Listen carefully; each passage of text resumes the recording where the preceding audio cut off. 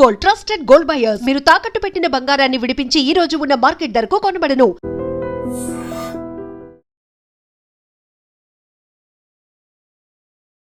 నమస్తే, welcome to I dream weekend update with కవిత.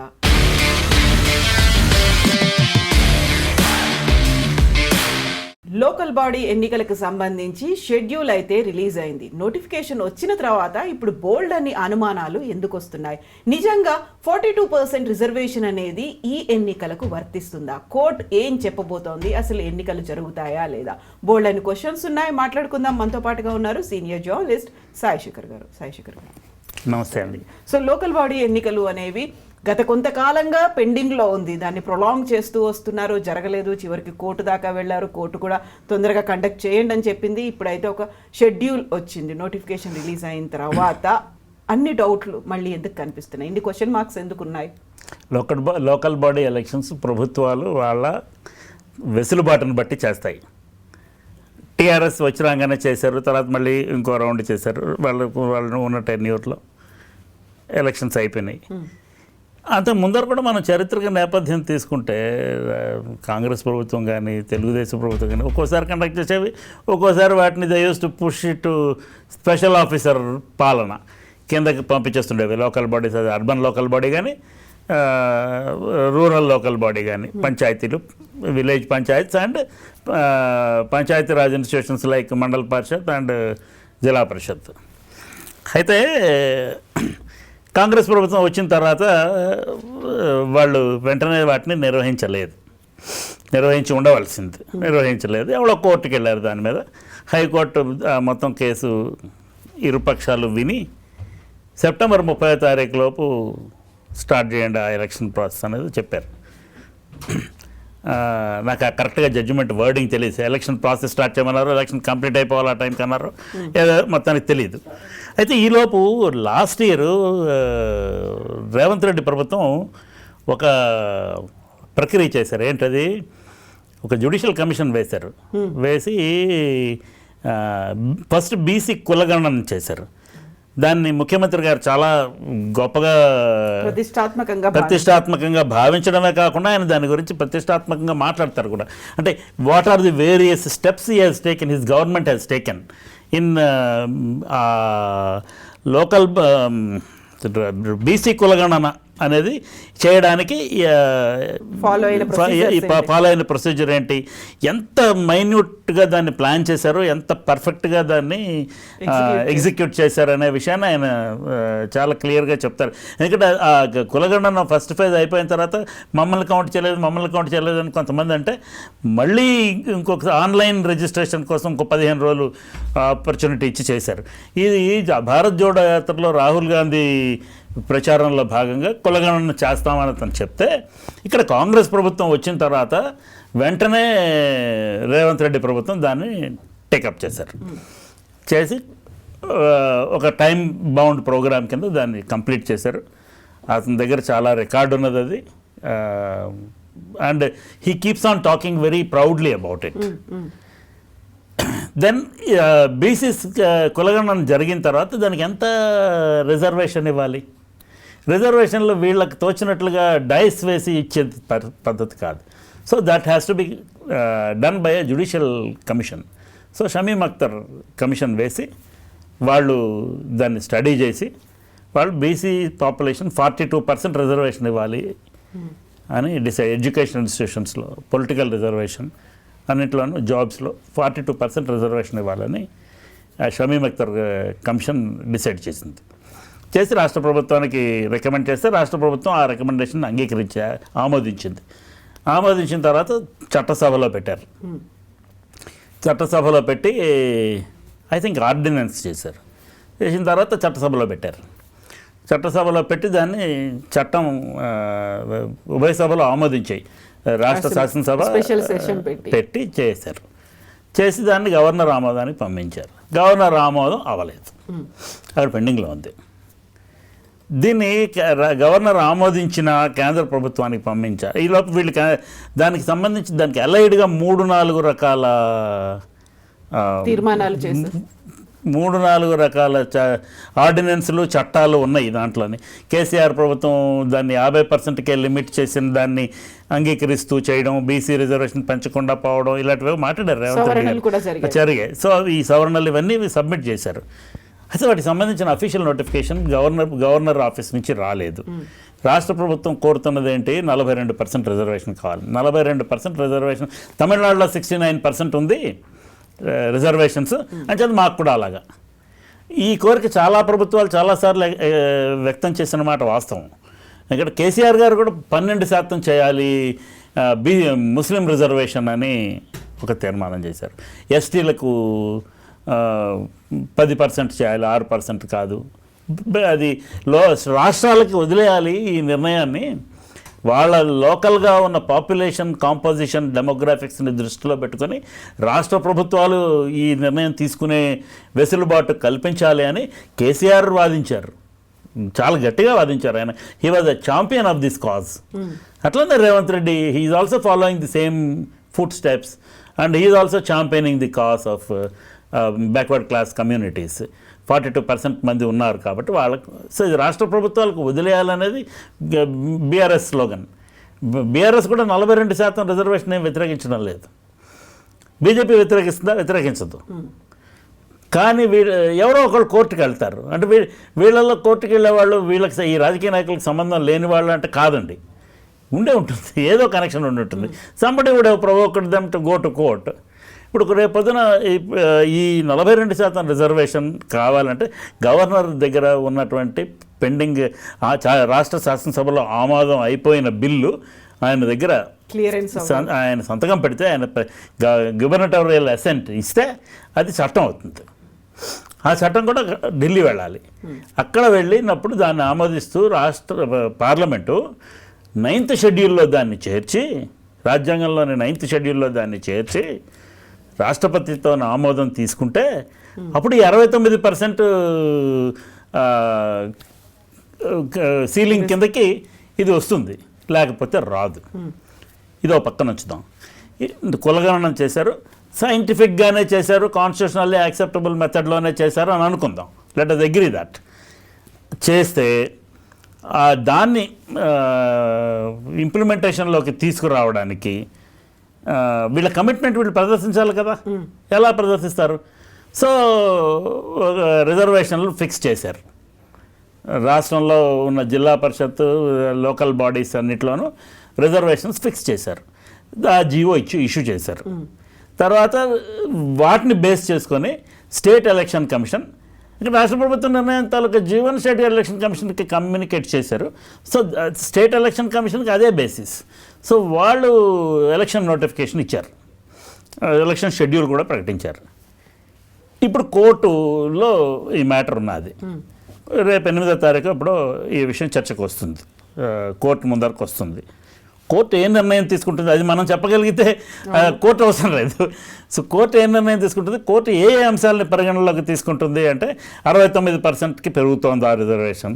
పెరిగితే ఇది 9th షెడ్యూల్లోకి చేర్చారా, 9th షెడ్యూల్లోకి చేర్చడానికి జరుగుతున్న ప్రక్రియ ఏంటి, ఎక్కడ ఆగి ఉంది, ఎంతకాలం దీన్ని పర్మిట్ చేయొచ్చు, టెక్నికల్ ఇష్యూస్ అన్నీ. ఇంకా ఇవన్నీ టెక్నికల్ ఇష్యూస్. లేదు కోర్టులు చాలా సందర్భాల్లో ఎలక్షన్ ప్రాసెస్ స్టార్ట్ అయిపోయింది కాబట్టి మేము ఇంటర్ఫీర్ అవ్వం అని చెప్పిన సందర్భాలు చాలా ఉన్నాయి.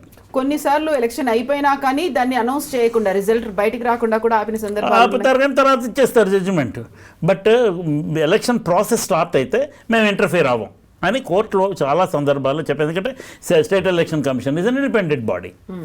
వీళ్ళ అధికార పరిధిలోకి కోర్టులు జోక్యం చేసుకోవడానికి ఇష్టపడవు. వాళ్ళ ఇండిపెండెన్స్ని గౌరవిస్తున్నాం.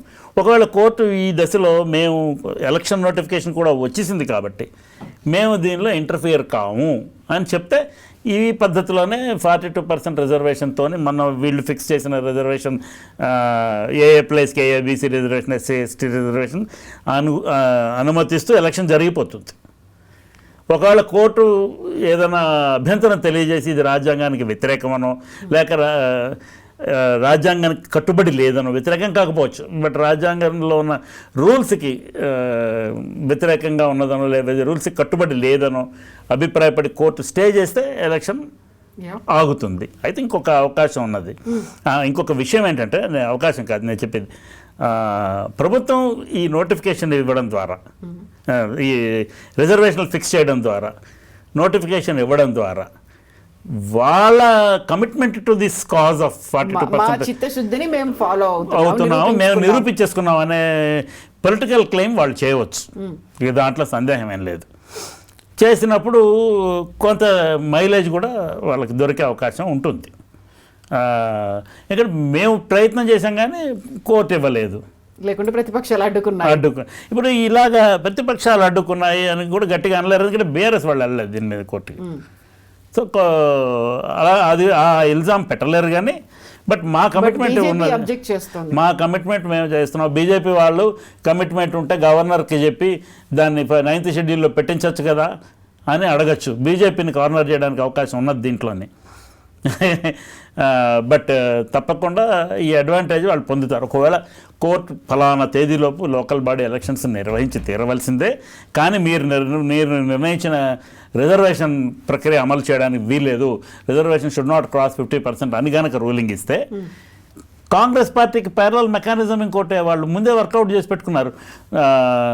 42% సీట్లు బీసీలకు రిజర్వ్ చేస్తే అనౌన్స్ చేశారు కదా, రిజర్వేషన్స్ అనౌన్స్ చేశారు కదా, వాటన్నిటిలోనే పార్టీ పరంగా బీసీ క్యాండిడేట్లు నిలబెడతారు. వీళ్ళు మా క్యాండిడేట్స్ అనేది అట్లానే బీఆర్ఎస్ కూడా నిలబెడతారు. ఎవరికి అంత పెద్ద లార్జ్ ఓటింగ్ పాపులేషన్ దూరం చేసుకోవాలనే ఉద్దేశమే ఉండదు. అందుచేత కానీ ఎలక్షన్ జరుగుతుందా జరగదా, ఈటల రాజేందర్ చెప్పింది నిజమా? ఎగ్జాక్ట్లీ, ఈటల రాజేందర్ అన్న మాట కూడా డబ్బు ఖర్చు పెట్టుకోకండి, 5 దాకా వెయిట్ చేయండి అనే ఒక మాట. సో ఇలాగా ఉంటే గనక కాంగ్రెస్ వాళ్ళు పెట్టుకోవచ్చు. ఎందుకంటే రిజర్వేషన్ సిస్టమ్ని అంగీకరించినా అంగీకరించకపోయినా Congress will have 42% of BC candidates in the fray. అని చెప్పి వాళ్ళు they can start nursing their constituencies. మిగతా వాళ్ళ సంగతి మాత్రం తెలియదు. బీఆర్ఎస్ పొలిటికల్ పార్టీగా తప్పకుండా యుద్ధం చేస్తుంది. అంటే it's a major political party, 10 సంవత్సరాలు ప్రభుత్వంలో ఉండిన పార్టీ. సో తప్పకుండా వాళ్ళు already they must have been prepared. అది సో ఇప్పుడు ఈటల రాజేందర్ అన్న మాట ఏమో మీరు 5 దాకా వెయిట్ చేయండి, అనవసరంగా ఖర్చు పెట్టొద్దు అనేది. సీఎం రేవంత్ రెడ్డి గతంలోనే అన్న మాట 42% రిజర్వేషన్లు ఖచ్చితంగా అమలయ్యాక మాత్రమే స్థానిక సంస్థల ఎన్నికలకు వెళ్తాము అనేది. ఇక్కడ అమలవుతుందా కాదా కోర్టు ఏం చెప్తుంది అన్నప్పుడే అనౌన్స్మెంట్ అనేది వచ్చింది. దే ఆర్ రెడీ, మేము వీఆర్ గోయింగ్ ఎహెడ్ అన్నట్టుగా ఉన్నారు. సో ఇప్పుడు ఈ కండిషన్లో అవునా కాదా, ఇఫ్స్ అండ్ డోంట్స్ బట్స్ ఇట్లాంటివన్నీ కనిపిస్తున్నాయి అనుకున్నప్పుడు సో ఎలక్షన్స్ ఖచ్చితంగా అవుతాయి అనే ఒక కాన్ఫిడెన్స్ పార్టీలకి ఉందంటారా? అయితే చేద్దామనే సంసిద్ధతలో కాంగ్రెస్ బీఆర్ఎస్ ఉన్నాయండి. ఎలక్షన్స్ అయితే తప్పకుండా మన రాజకీయం మనం చేసే ఎన్నికలు గెలవాలనే ఉత్సాహంతో రెండు పార్టీలు ఉన్నాయి. ప్రభుత్వ పక్షం, ప్రధాన ప్రతిపక్షం. బీజేపీ కొంత డిఫెన్స్లో ఉన్నది ఈ విషయంలో. బికాస్ ఇప్పుడు ఖచ్చితంగా బీఆర్ఎస్ వాళ్ళు కానీ కాంగ్రెస్ వాళ్ళు కానీ మీరు చేయించలేదు దీన్ని 69% అని అంటారు. బట్ వాళ్ళకు ఉండేటువంటి ఒక ఆర్గ్యుమెంట్ వాళ్ళకి ఉంది కదా, ముస్లింలను ఇందులో చేర్చారు కాబట్టి వాళ్ళు లేకుండా అయితే మేము బీసీలను యాక్సెప్ట్ చేస్తాము అనే మాట. అప్పుడు దానికి రేవంత్ రెడ్డి గారి దగ్గర ఇంకొక కౌంటర్ ఆర్గ్యుమెంట్ ఉన్నది. ముస్లిం రిజర్వేషన్స్ మన దగ్గర ఒక దగ్గర కాదు, ఉత్తరప్రదేశ్లో ఉన్నాయి, మహారాష్ట్రలో ఉన్నాయి, ఇంకో స్టేట్లో ఉన్నాయి. ముందు వాటిని కూడా క్యాన్సిల్ చేయండి, అప్పుడు నేను తీస్తాను అంటున్నారు. సో మరి అక్కడ ఉండే ప్రభుత్వాలు బీజేపీ ప్రభుత్వాలు, మరి దాని గురించి ఎందుకు మాట్లాడటం లేదు? సో ఇప్పుడు మీకు ఒక చిత్రం ఏంటంటే ఈ రాజకీయ నాయకులందరూ మనకి తేలిగ్గా కనపడతారు, కానీ రాజకీయం చేయడం చాలా కష్టము. చాలా ఆలోచన పరులండి అందరూ. అది కేసీఆర్ గారు కానీ, కేటీఆర్ గారు కానీ, రేవంత్ రెడ్డి గారు కానీ, భట్టి గారు కానీ, లేక బండి సంజయ్ గారు కానీ, కిషన్ రెడ్డి గారు, వీళ్ళందరూ చాలా ఆలోచన పరులు. ఇప్పుడు ఒక ప్రక్రియ ఒకళ్ళు చేస్తే దానిలో this is the loop whole అని ఇంకొకళ్ళు ఐడెంటిఫై చేస్తారు. దాన్ని వాళ్ళు హైలైట్ చేయగానే దీనికి కౌంటర్గా వీళ్ళు ఇంకోటి ఐడెంటిఫై చేస్తారు. అదే రాజకీయంగా మారిపోయింది కదా, మారిపోయింది. బట్ ఇది రసవత్తరం. మనకి ప్రజాస్వామ్యంలో ఈ మాత్రం చర్చ జరగకపోతే అలా జరగాలి. సో ఇప్పుడు 8న ఏం జరుగుతుంది అనే మాట we have to wait for the court to say. ఎందుకంటే మనమే ప్రెడిక్ట్ చేయలేం కదా, అలా మనమే ప్రెడిక్ట్ చేయగలిగితే కోర్టుకి వెళ్ళరు వాళ్ళని, మనం అడిగిస్తారు. సో ఒక్కొక్క స్థానానికి సంబంధించి అయితే 3 అభ్యర్థులని సెలెక్ట్ చేసి పెట్టుకోండి, అందులో రైట్ క్యాండిడేట్ ఎవరో వాడిని పిక్ చేసుకుంటాం. సంసిద్ధంగా ఉన్నాం, all set. yes, all set. So దీన్ని మళ్ళీ ఒక రెఫరెండం గా భావించే వాళ్ళ గురించి ఏం చెప్తారు? నిజంగా ప్రజా వ్యతిరేకత ఉందా, ప్రభుత్వ వ్యతిరేకత ఎలా వచ్చింది అనే దానికి మాకు అనుగుణంగా మలుచుకోవడానికి చూస్తున్నారు అనేది. సో ఇక్కడ కూడా బోల్డ్ అంతా మీకు 2-3 అంశాలు ఉన్నాయండి దీంట్లో. ప్రతి ఎలక్షన్ రెఫరెండమే, ప్రజల అభిప్రాయమే, ఆ అభిప్రాయం ప్రకారమే వాళ్ళు ఓటు చేస్తారు. నువ్వు చేస్తున్న పనికి బెంచ్ మార్క్గా దీన్ని ఇప్పుడు తీసుకోవాలి అనేది కొంత జనరల్ పబ్లిక్ ఒపీనియన్ వ్యక్తపరిచినట్టుగా అవుతుంది దీంట్లోని. అయితే ఏ ఎలక్షన్కి ఆ ఎలక్షన్ అండి, గ్రామ పంచాయతీ ఎలక్షన్కి గ్రామ పంచాయతీ మన మండల పరిషత్, జిల్లా పరిషత్ ఎలక్షన్స్కి, అసెంబ్లీ ఎలక్షన్స్కి పోలిక పెట్టలేం. మున్సిపల్ ఎలక్షన్స్కి, అసెంబ్లీ ఎలక్షన్స్కి పోలిక పెట్టలేం. అసెంబ్లీ ఎలక్షన్స్కి, పార్లమెంట్ ఎలక్షన్స్కి పోలిక పెట్టలేం. అసెంబ్లీ ఎలక్షన్స్లో 39 సీట్లు గెలిచారు బీఆర్ఎస్ వాళ్ళు, కాంగ్రెస్ వాళ్ళు 64 సీట్లు గెలిచారు. అదే పార్లమెంట్ దగ్గరికి వచ్చేటప్పటికి కాంగ్రెస్ పార్టీ 8 సీట్లు గెలిచింది, బీజేపీ అసెంబ్లీలో 8 సీట్లు గెలిచింది, పార్లమెంట్లో కూడా 8 సీట్లు గెలిచింది. తెలంగాణ భారత రాష్ట్ర సమితికి 0 సీట్లు వచ్చినాయి పార్లమెంట్లో. సో ఏ ఎలక్షన్కి ఆ ఎలక్షన్ ఇండిపెండెంట్. రెఫరెండం అంటే జనరల్గా పబ్లిక్ మూడ్ అర్థమవుతుందేమో కానీ దీన్ని రెఫరెండంగా భావించి ఒకవేళ తక్కువ సీట్లు వస్తే ముఖ్యమంత్రి రాజీనామా చేసి చేసుకోలేదు కదా, అంటే ఇంకా చేయలేదు, అంటే ఎలక్షన్ ప్రాసెస్ స్టార్ట్ కాలేదు కాబట్టి. మీకు ఉదాహరణకి 2016లో ఎలక్షన్ జరిగినప్పుడు, జిహెచ్ఎంసీ ఎలక్షన్ జరిగినప్పుడు టీఆర్ఎస్కి 99 సీట్లు వచ్చాయి. 2020లో ఎలక్షన్ జరిగినప్పుడు జిహెచ్ఎంసీకి టీఆర్ఎస్కి 56 సీట్లే వచ్చాయి. దాన్ని రెఫరెండంగా భావిస్తారా? అప్పుడు బీజేపీకి ఎక్కువ వచ్చాయి. రెఫరెండంగా భావిస్తారా? భావించలేం. మళ్ళీ 2023లో ఎలక్షన్ జరిగినప్పుడు హైదరాబాద్లో 22 సీట్లు గెలిచింది బీఆర్ఎస్ అసెంబ్లీ ఎన్నికల్లో. మరి దాన్ని ఆ ప్రాతిపదికన అన్ని సీట్లు గెలవకూడదుగా. సో ఈ రెఫరెండం అనే కాన్సెప్ట్, అసలు రెఫరెండం అనే కాన్సెప్ట్ ఇండియాలో సాధ్యం కాదు. రెఫరెండం అంటే ప్రజాభిప్రాయ సేకరణ అనే డెసిషన్. ఇది స్విట్జర్లాండ్ లాంటి చిన్న కంట్రీలో సాధ్యం అవుతుంది తప్ప ఇక్కడ సాధ్యం కాదు. ఇది ఒక పడికట్టు పదంగా వాడుతుంటారు, ఇది రెఫరెండం, మీకు వ్యతిరేకత ఉంది, లేకపోతే మీకు సపోర్ట్ వచ్చింది, ఇలాగా. బట్ జూబ్లీ హిల్స్ అసెంబ్లీకి జరగబోతే బై ఎలక్షన్ ని మాత్రం చాలా ప్రెస్టీజియస్ ఇష్యూగా ఏ ఎలక్షన్ అయినా ప్రెస్టీజియస్ ఎలక్షన్ అయినమ్మా, ఏ ఎలక్షన్ అయినా ప్రెస్టీజియస్ ఎలక్షన్. అది కూడా కంటోన్మెంట్ బై ఎలక్షన్ తర్వాత ఆ స్థానాన్ని బీఆర్ఎస్ సిట్టింగ్ ని కాంగ్రెస్ గెలుచుకున్న తర్వాత ఇప్పుడు సేమ్ అదే కాన్సెప్ట్, అవే ఆలోచనలు, స్ట్రాటజీలు. అవును, దానికనే వీళ్ళు మీటింగ్లు పెట్టుకుంటున్నారు. ముఖ్యమంత్రి గారు 3 పేర్లు ఇవ్వండి అని అడిగారు, అధిష్టానం నిర్ణయిస్తున్నారు. అది కాంగ్రెస్ కల్చర్, అది అధిష్టానం నిర్ణయిస్తుంది అన్నారు. అక్కడ ఒక 20 మంది 10 మంది ఉన్నారు పోటీ చేయడానికి, ఆశావహులు. ఆల్రెడీ వాయిస్ కాల్ తో ఓటింగ్ అనేది కూడా మొదలవుతోంది.